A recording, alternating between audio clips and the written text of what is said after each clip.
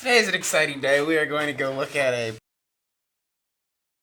out in Wisconsin. It's about a 4-hour drive. But first, gas is incredibly expensive right now, so Dan is installing some aero covers for his rear arms. That way we'll save, a quarter of a tank of gas on our way out there and back. And it'll protect his spring from road grime and salt.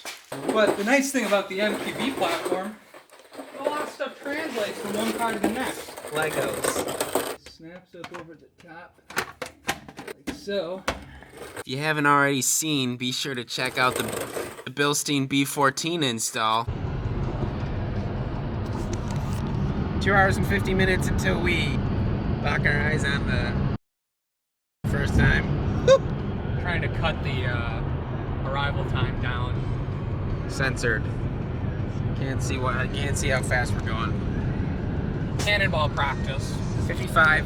Stay alive. We have our countermeasures.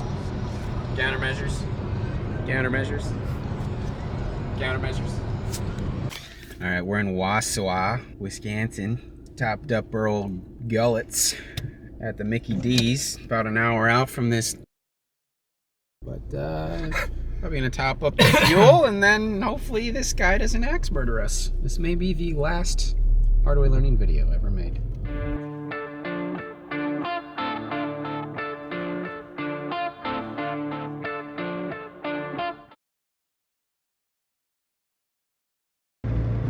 All right, we are up in Rhinelander, Wisconsin. Picked up a 944, 1983 944. It is in really good shape. I don't think it's been run a whole lot though, and I'm hoping that this fresh tank of gas helps the misfire that I'm having on part throttle. We just gotta limp this baby about 4 hours home, wash it off, clean it up, put it away until the weather gets a little nicer, and start doing some maintenance on this bad boy. The goal is to do some sort of off-road build.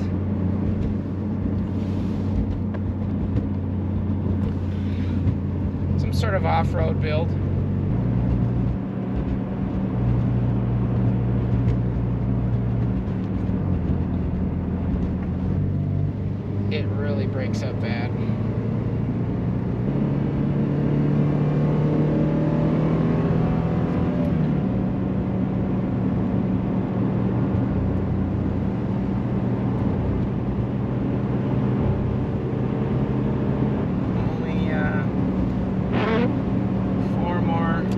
To go.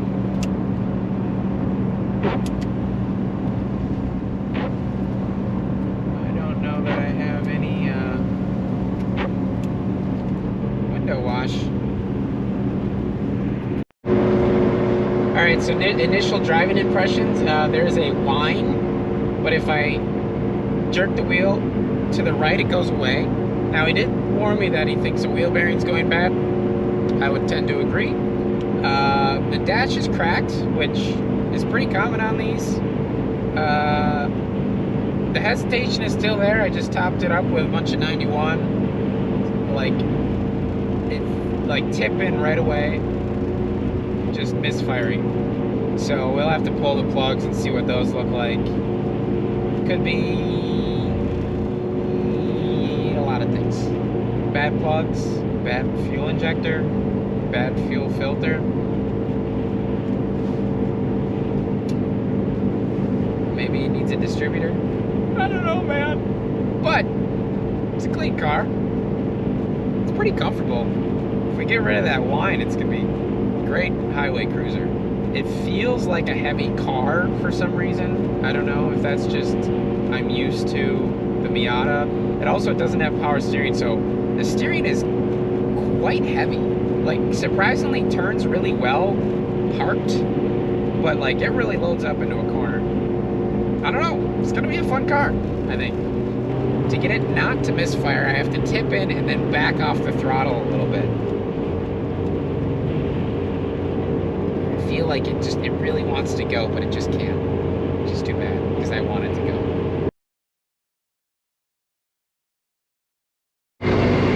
We are maybe 2 hours into the trip. It seemed like the coolant temp started creeping up a little bit, so I cranked the heat all the way up. That helped. It's still at the second to last line. The sputter appears to have maybe gotten worse. So we're gonna try to go to an auto parts store and maybe check the plugs, see how they're doing. The spark plug wires are a little dried and cracked, so those could also be garbage. Hopefully, we can at least limp it home somehow. I don't know.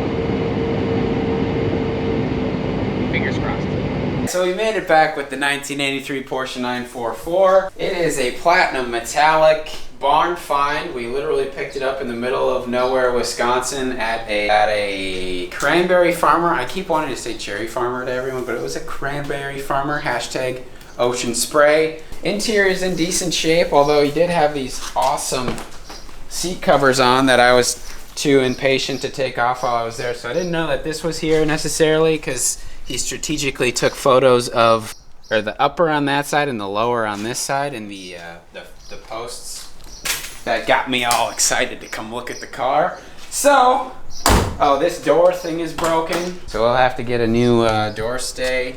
The steering wheel is ripped on the leather or whatever. The visors, he actually had these parts. These visors are snapped. It's got like an OEM fuzz buster. The weirdest, I drove forever trying to figure out how to adjust my mirrors, but the mirror adjuster is down here, which is kind of crazy. I was wondering what this switch in here was, and it very clearly looks like mirrors, but I couldn't figure out how to do it, So, and then we come around to the hood, and this is, well, hold on a second. We've got our factory Porsche hood prop here. You know, these old struts just are a little bit tired.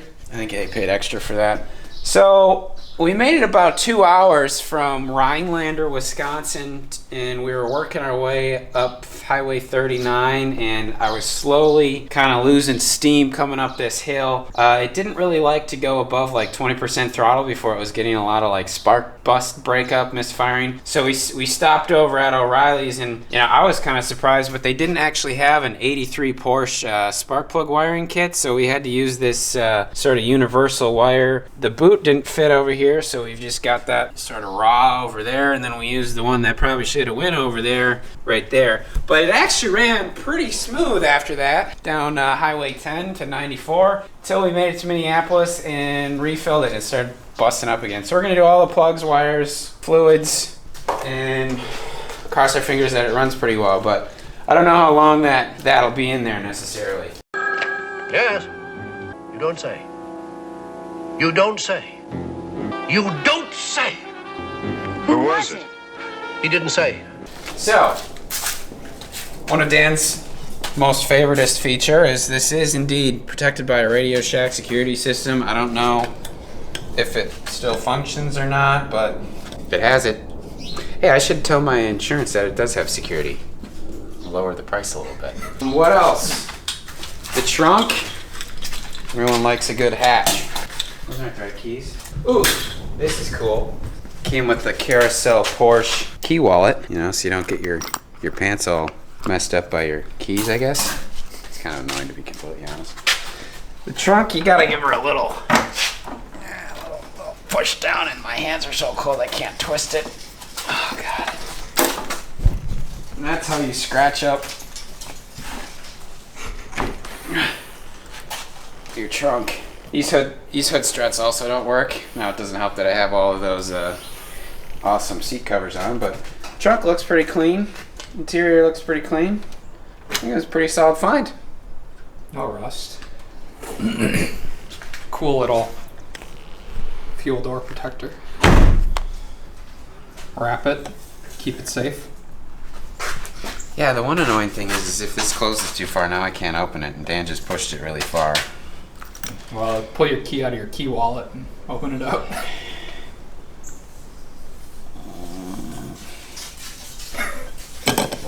So I've been just putting this like right there a little bit, but the